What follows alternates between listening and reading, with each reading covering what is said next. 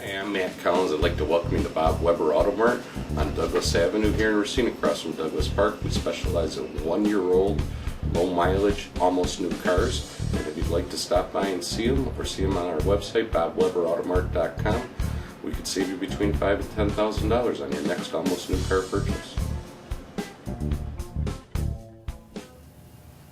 Welcome into another edition of Sports Junkies. I'm Sparky Fifer, along with Gery Woelfel of the Racine Journal-Times. We are here and we are ready to talk some high school football, and we are excited. If they only knew how hard this was to get on the air. Gery Woelfel, well, our executive producer Greg Easton has it under control. It's like running out onto the field without your football helmet. You know, hey, wait a minute.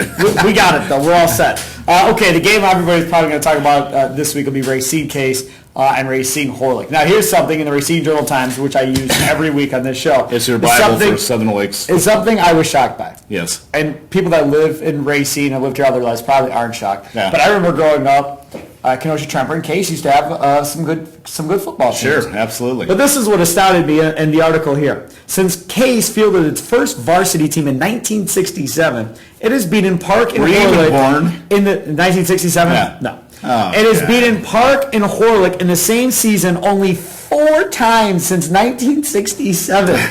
In 70, 74, 83, and 87. Case has not beaten the other 2 city schools since 1987 in the same season. That is crazy to me.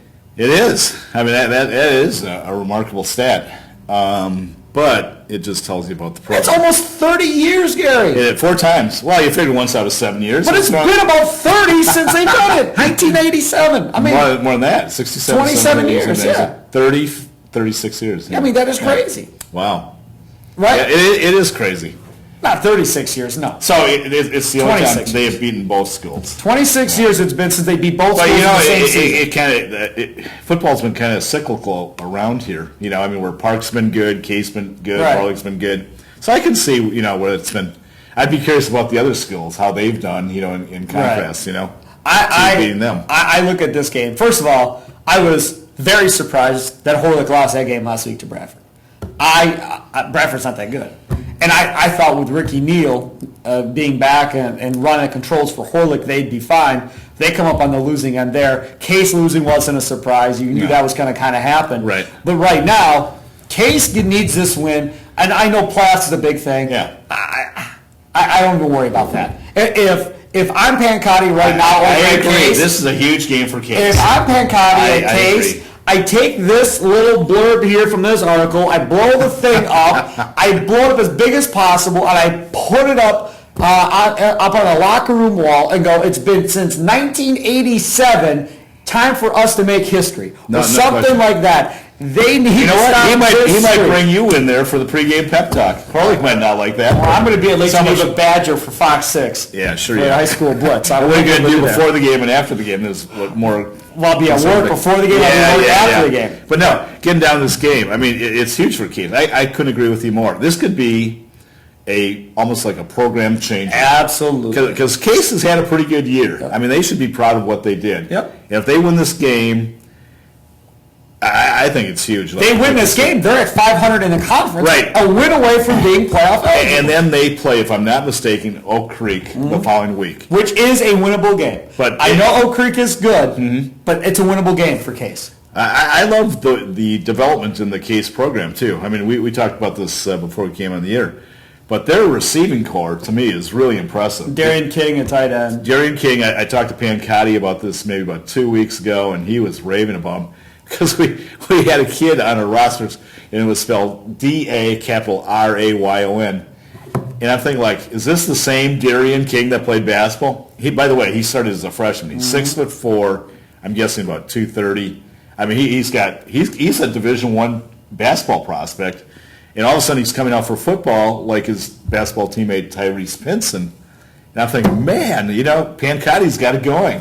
But see, that is the biggest thing. And you remember Pancotti talked about it when he was here and we shot those videos prior to the season starting about getting basketball players to also play other sports and not just play basketball. Not just a Case, but overall in Racine County. No question. But I'll tell you, that's huge because both these kids have a chance to play collegiate basketball. And you know how AAU coaches are, even high school basketball coaches are, and they'll say, hey, Stay away from football. I Focus on bat. This is great, though. I think, and I don't know what kind of looks King is getting. I haven't talked to Pancotti about it, but if King's not getting any looks from Division I football, I'd put together a nice little highlight tape and I'd send that bad boy out. Yeah. Because I'm telling you, he could play in Division I. Well, yeah, but again, he's also a very good basketball player, and I'm not sure where his passion lies going forward. But at least he has options, and it's good for the Case football program. And, of course, your grades have to be good, too, and I don't know what his grades are like. Yeah, and both those kids. Pinson has had a terrific year as a running back. That's your guy. Yeah, but and Contreras, the quarterback, if I'm not mistaken, is a junior.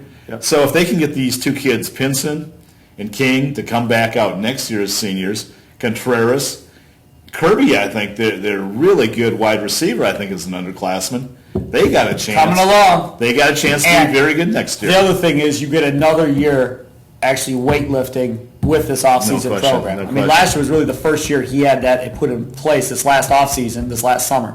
So now you get a second year in that weight room trying to get these guys bigger. I think that's really where, as far as I'm concerned, I look at it and I go, boy, if that offensive line could add some size and get some bulk on them, they could be a really tough football team. Because that's where they struggle, I think, are on both lines. It takes away from things they can do. Well, this is equally big for Horlick, though. They've been up and down, and part of it has been Ricky Neal not being able to play because he's been injured.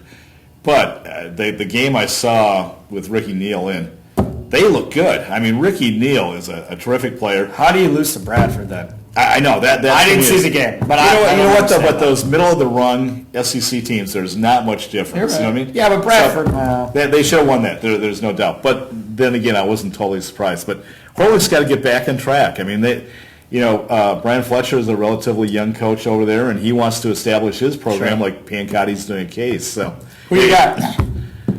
I'm going to go with Horlick.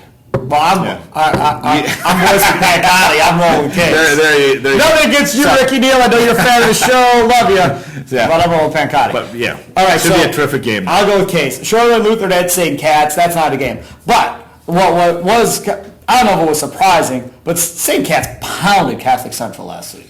I'm telling you. Now, this is where I wanted to go. I told Gary before the show, I go, okay, I'm going to give you some props. Before the season started. Make sure we tape this show. Yeah, we're taping it. That's why it's video. Yeah. Exactly. But Gery Woelfel said before the start of the season, you did, that St. Cat's was going to have the best team in the county. That's what you said. I did. And I said, okay, fine, we'll see. We'll see how it is. St. Cat's right now, best record in the county. St. Cat's best offense in the county, averaging 333 yards per game. The closest next one is Burlington at 301. Mm-hmm. So they got that by 30-plus yards. Yeah. Best defense in the county, St. Cat's, 161 yards allowed. The next closest, Waterford, at 188. It's no joke. Yeah. St. Cat's is the best team in the county, No question. And they're talented. I mean, they don't have a lot of depth because they're a smaller school, but their front line players are they've got two great running backs in Madden and King. Exactly. Just like they had last year. And Madden will probably be, I would imagine, County Player of the Year. He's not only been terrific on offense, he's been terrific on defense. I think he's like third or fourth in tackles on the team. He's got 15 touchdowns on the year. I'll tell you, far the leader. We talked about a bunch of guys during the course of the season, but the one guy we neglected to talk about is Andrew Smith. He's a wide receiver, DB. He leads the team in receptions. He leads the team in receptions for touchdowns. He leads the team in tackles. He leads the team in interceptions. Hell yeah. That's a heck of a player. Big time player there. But so Shoreland Lutheran's going to get smoked by St. Cat's. Let's move on. Kenosha Tremper at Wingless Park. Now Tremper has lost 4 straight now. They got crushed by Franklin last week 55-7. I'm not really all that convinced that Park can do this, but they may get the running back. Mm-hmm. So that would obviously help Park against Tremper. Tremper team that's struggling big time. I'll tell you, this has been a most trying season for Coach Dennis Thompson. And he's a good football coach, but there's some things that were out of his control, namely the injuries. But they need to win. They need to finish on a good note.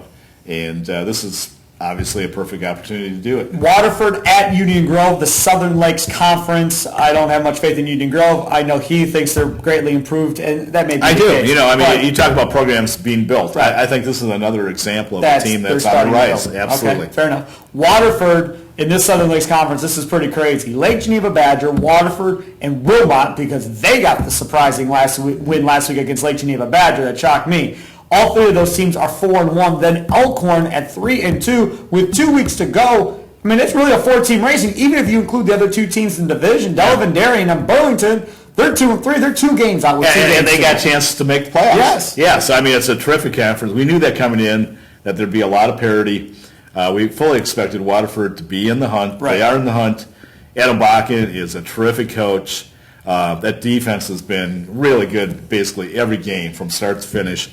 If they can just get their offense clicking, they can still be a dangerous team going forward. So Waterford at Union Grove, obviously we'll take Waterford. The other game, Wilmot at Burlington. It's a must-win for Burlington against Wilmot. And at the same time, Wilmot's got a chance to win this conference, so they got to play well too. Hans Block has to bring his guys to play, get their offensive line going. Last week they lose by 4 points, Gary. Mm-hmm. They have a field goal blocked in that game and 2 extra points blocked in that game. That's 5 points. They win the game. I'm impressed. If they can play special teams. Right. And they've been in games. The games they've lost, they've been basically in it. So they're a good team, but they've been an erratic team. They just haven't developed that consistency where, hey, we can become a real good team. They got to take it to the next level. They got it. I mean, their season's on the line. There's no other way to put it. Yep. Another matchup in that Southern Lakes Conference, Lake Geneva Badger at home against Elkhorn. Elkhorn, the 3-2 team. Your game. Geneva Badger 4-1 team. I'll be at that game, like I said, for Fox 6. This Southern Lakes Conference is the most intriguing race now the rest of the year. With 2 weeks to go, this is the conference worth watching going forward for sure. St. Thomas More at Catholic Central. Thomas More 6-1. That's going to be a great game. They're playing well, and Catholic Central has their backs up against it again. Yeah, it wouldn't shock me one bit if Catholic Central quote upsets Thomas More. That's a good team. They ran into a buzzsaw in St. Catharines last week. A lot of teams are going to lose to St. Catharines. So Tom Aldridge has a good track record of having his teams bounce back. So again, it wouldn't shock me one bit if they beat them. I'm going with St. Thomas More. Greendale Martin Lutheran at Racine Lutheran. Tough one.